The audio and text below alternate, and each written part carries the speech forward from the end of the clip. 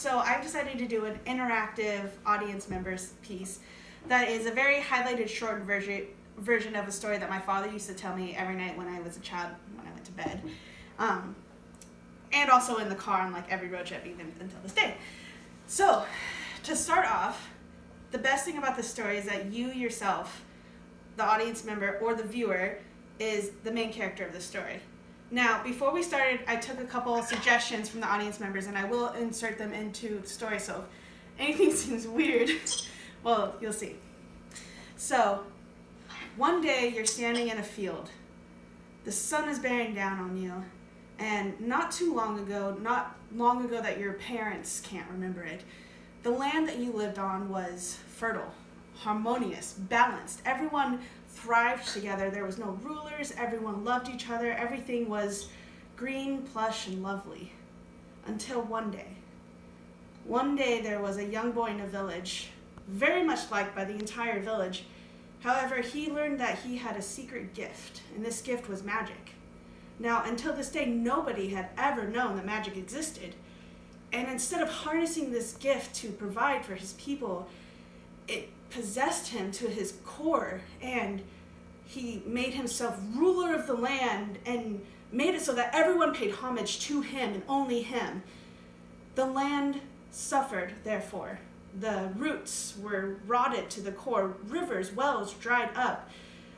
Plush valleys turned into vast deserts.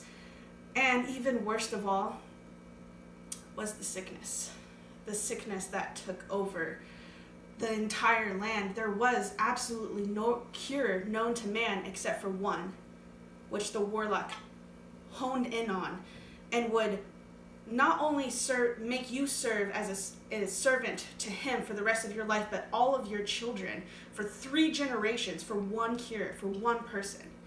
It was almost impossible to have this cure.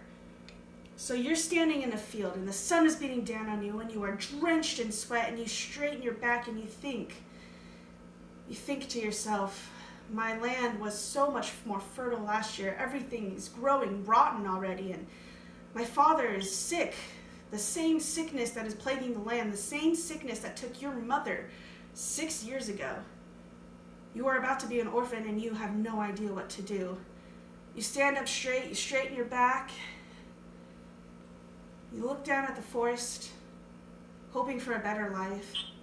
But then, out of this corner of your eye, you see a translucent something. And it starts galloping towards you. You're rooted in fear. You don't move. You're just staring at it. And it comes up to you. All of a sudden, within an instant, it's in your face. You can feel its breath coming down on you. And you realize it's a magical unicorn that is translucent. Every ray of sunshine is coming through, and it is beautiful. It is the most beautiful thing you've ever seen, and in the most harmonious voice it speaks to you. And it says, you are a child of the earth. To this day, there are only 2 of you, and one has obviously been corrupted. The dark warlock that you know of that is ruining your land. You have a gift. You can tap into it with 3 simple trials. Now, right now, I am presenting a choice to you. You have the choice to either follow me and conquer these trials and defeat the dark warlock, hopefully saving humanity, because you are our only choice. Now, the other alternative is I will go inside right now and I will heal your father, and you and your father will live a long life, though the state of that life I cannot guarantee. So I'm asking you as viewers, which choice? Do you follow the unicorn, or do you save your father? Follow the unicorn. Follow the unicorn? I vote save the father. Oh shit. Yeah, I saved the father. Save the father? Okay, 2 to 3. So you run inside. The unicorn has blessed your father. He stands up, only to immediately fall over, hit his head on the edge of the table, and die instantly. Oh my gosh. You freak out. You have no idea what has just happened. So you turn around and you see the translucent unicorn running into the forest, so you chase after it. You chase after it until it stops, and that takes 3 full days. Now, you are already exhausted when you start this travel, but you do not stop. 3 days, without food, without water, without rest. Finally, the unicorn stops and you fall down at its feet, exhausted, begging for its mercy. It looks down on you and it says, you failed the first trial. In front of you now, you need to catch dinner. You are obviously starving. You have two choices. 3 weapons to your left. Pick a weapon, choose wisely. The 3 weapons you see to your left are a bow and arrow, a wooden 2x4, and a magical staff. Which one do you choose? 2x4. Choose wisely. Bow and arrow. He says I 2x4. also vote Well, I bow mean, and you can use arrow. the 2x4. Right. Bow and arrow wins 2-1. You choose the bow and arrow. You start stalking prey and you come up to a giant elk. It has so much food on it and you know that it would definitely satiate you, but behind it you can tell that it has a family that it is trying to feed right now. To the left you see a skinny, starving rabbit. You know that you could probably get 1 or 2 bites off of that, but nothing more. You have a choice. Rabbit, elk. You chose the wrong audience. Shoot. Rabbit or Okay, elk? Elk? Yeah. We saved the dad, and then he was clumsy as hell. I don't know. I guess get the elk. Okay, it's Elk? the elk. The elk? The father was the passionate choice, and that was the wrong one. Okay, so they've chosen the elk unanimously. You kill the elk, the poor family starts screaming and crying. The little bunny runs off and turns into a giant bear that would have definitely replenished every single one of your core health advantages. You start eating the elk and you realize you're hungrier with every bite, you're thirstier with every bite, you're more exhausted with every single bite.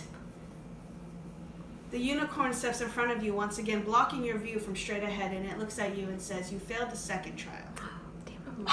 Now, with the weapon in front of you that you have chosen, you must now face your third trial, which is the Dark Warlock himself. However, you will be very alarmed by what you witness. To your right, you see 3 vials, one that is red, one that is blue, and one that is orange. Now, the red vial will give you extra offense. The blue vial will give you an extra life. And the orange vial will give you an extra defense. Choose a vial. I choose orange. Orange's defense. Orange's defense? Yeah. Blue is an extra life. If you die, you can come back. Red is extra offense. I choose life. Damn, I was gonna say offense. Okay, then we have to make a Life? Okay, I'll change to blue then. blue. Okay. Okay, y'all. you choose life. I'm gonna. You drink the blue vial. If you die, the Dark Warlock will not know that you can be revived. Your weapon of choice is a bow and arrow. He attacks you with magic, but because you have a ranged weapon, his attacks are very weak and do not hit you. You aim for the weak spots under the arm, the neck, the ankles, anything to slow him down. But he deals 1 heavy blow to you, and you fall down dead. Now, because you have taken the blue vial, he starts with his egotistical, corrupt self shouting from the rooftops that he has just killed you, the one chance to save humanity. And just then you come back to life. You take up your bow and arrow and you strike 2 arrows into the back of his head. Oh boy. You might have failed the first 2 trials, but you beat the Dark Warlock. Now you turn around you, exhausted, hungry, thirsty, bleeding, almost completely defeated. You turn around and you see your father and your mother in perfect health right behind you. And the forest around you that was deadened and ashy starts growing everywhere. You hear people miles and miles away just exclaiming how happy they are because they're rotten plants, their rotten crops, everything. The sick are rising. Everything is back to the way it was, and you have saved not only humanity, but your land.